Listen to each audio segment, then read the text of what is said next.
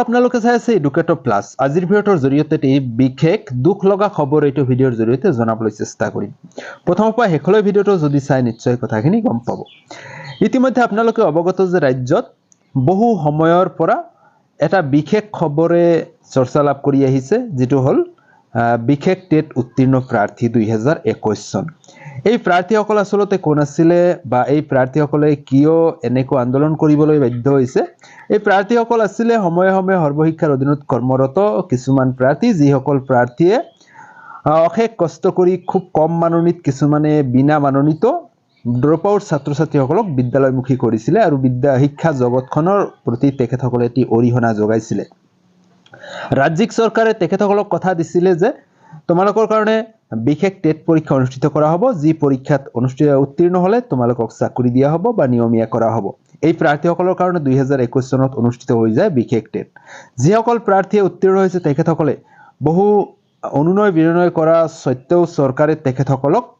কৰ্মত নিয়োজিত কৰা নাই বা চাকৰি দিয়া নাই তো এই প্ৰাৰ্থীসকলে 4টা বছৰ অৰ্থাৎ 2021 চনৰ পিছৰ পৰা বহুবাৰ চৰকাৰৰ মানে আবেদন অনুনয় বিনয় কৰিছে চৰকাৰে তেখেতসকলক কোনো ধৰণৰ কাণহাৰ দিয়া নাই যাৰ বাবে অৱশেষত যোৱা 17 ফেব্ৰুৱাৰীৰ পৰা এই প্ৰাৰ্থীসকলে আমৰণ অনহন কাৰ্যসূচী হাতত লৈছে গুৱাহাটীৰ চচলত এই প্ৰাৰ্থীসকলে দিনে নেখাই আমৰণ অনহন কাৰ্যসূচীত বহিছে এই প্ৰাৰ্থীসকলে যাতে এটি ন্যায় পায় তাৰ বাবে আমি আপোনালোকলৈ এই ভিডিঅটো প্ৰভাইড কৰিলো যিমান পাৰে ভিডিঅটো শেয়াৰ কৰিব আমি এজন ভুক্তভোগী হতীৰ্থৰ মুখৰ পৰা আপোনালোকক কথাখিনি ডিটেইলছত শুনাবলৈ চেষ্টা কৰিম এই ঠাণ্ডাটো আমি আমৰণ অনহন পালন কৰি থাকিবলৈ হৈছে যেহেতু আমি বিশেষ টেট উত্তীৰ্ণ একৈজন প্ৰাৰ্থী যে বিশেষ টেট বুলি আমি কিয় কোৱা হয় যেহেতু আমি এছএছৰ অন্তৰ্গত সৰ্বশিক্ষাৰ অন্তৰ্গত বিভিন্ন সময়ত যি কম্পোনেণ্টত লোৱা হৈছিল বিভিন্ন কম্পোনেণ্ট বিশেষকৈ ইবি চিবি এছএছকে এছকে তেনেকুৱা ধৰণৰ বিভিন্ন সময়ে সময়ে যি ধৰণৰ নিযুক্তি দিছিলে সেই নিযুক্তিবিলাক আমাক নিযুক্তি প্ৰদান কৰা হৈছিলে আৰু আমি এই পদবিলাক নিযুক্তিত আছিলোঁ কিছুদিন যোৱাৰ পিছত হঠাৎ আমাৰ এই পদবিলাক বন্ধ কৰি দিছিল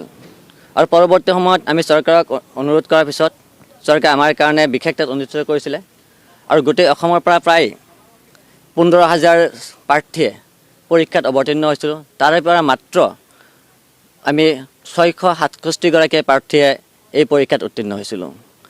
আৰু তাৰ কথা হ'ল এই 667 গৰাকী পৰীক্ষাৰ্থীয়ে আমি উত্তীৰ্ণ হৈছিলোঁ আৰু ইয়াৰ আগতে আমি যেতিয়া সেই সময়ত আজিৰ মুখ্যমন্ত্ৰী সেই সময়ৰ শিক্ষামন্ত্ৰী আছিলে আৰু তেখেতক আমি তেখেতে আমাক কৈছিলে যে আমি এজন শিক্ষক হোৱাৰ কাৰণে যিখিনি যোগ্যতা লাগে সেইখিনি যোগ্যতা আমি সম্পূৰ্ণ কৰিলেই আমাক কি কৰিব তেওঁলোকে আমাক পূৰ্ণ শিক্ষকে নিযুক্তি প্ৰদান কৰিব আৰু সেই উদ্দেশ্যে আমি আমাৰ যিখিনি এজন শিক্ষক হ'বলৈ যিখিনি ক্ৰাইটেৰিয়া লাগে যিখিনি চৰ্ত পূৰণ কৰিবলৈ আমি গোটেইখিনি কৈছিলোঁ আৰু তেখেতে কোৱাৰ দ্বাৰা তেখেতে এনেকৈ কৈছিলে যে আপোনালোকে আজি টেট পাছ কৰি আহক কাইলৈ আপোনালোকৰ চাকৰি দিয়া হ'ব আপোনালোক নিযুক্তি দিয়া হ'ব ঠিক সেইদৰে আমি সম্পূৰ্ণ যিখিনি লাগে ক্ৰাইটেৰিয়া বা যিখিনি চৰ্ত লাগে এজন শিক্ষক হ'বলৈ সেইখিনি কমপ্লিট কৰিছোঁ লগত আমি টেট পাছ কৰিছোঁ এয়া আমাৰ 2021 চনত পাতিছিলে আৰু 2021 চনত নৱেম্বৰ মাহত ৰিজাল্ট দিছিলে